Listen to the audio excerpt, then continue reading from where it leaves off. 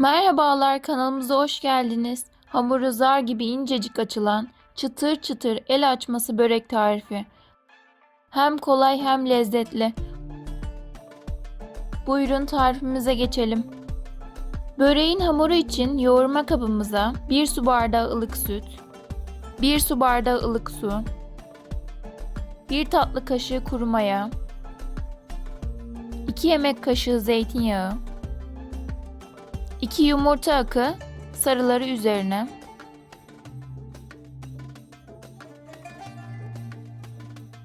alabildiği kadar un.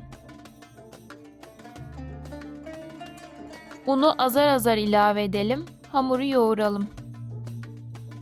1,5 tatlı kaşığı tuz.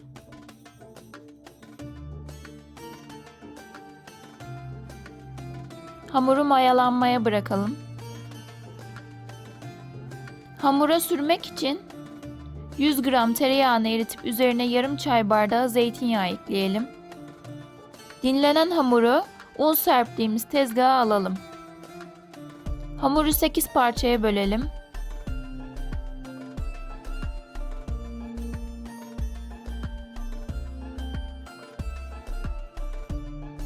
Çiçek gibi oldu maşallah. Aysel Sultan'ın bezeleri yuvarlıyor. Bezelere yağ sürün. Yağlayın, parmaklarınıza biraz açın.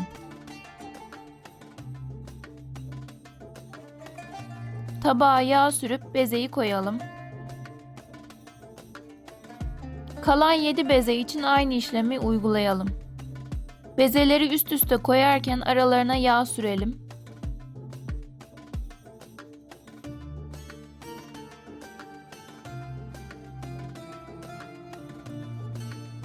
Bu şekilde yapıp bitirdikten sonra hamurları 1 saat bekletelim. Kenarlardan çekerek hamuru inceltmeye başlayın.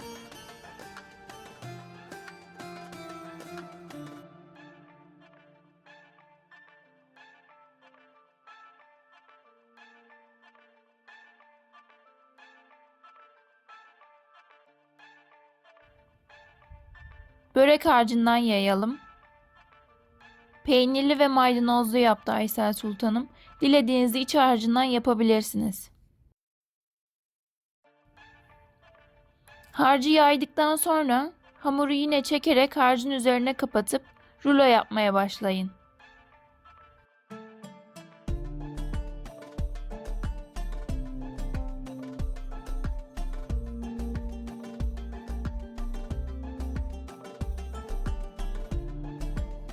Böreğe gül şekli verelim.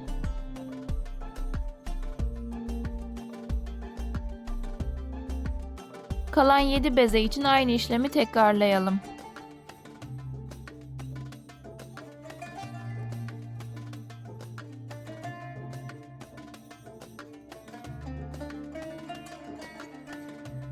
Beğeni ve yorum yaparsanız seviniriz.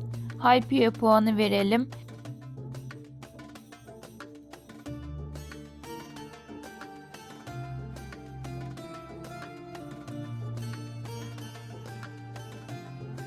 Beyazlarını hamurun içine kattığımız yumurta sarılarının üzerine sıvı yağ ekleyip karıştıralım.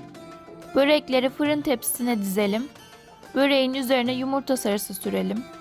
Börekleri önceden ısınmış 220 derece alt üst ayar fırında pişirelim. Nefis bir el açması börek tarifi oldu. Çıtır çıtır.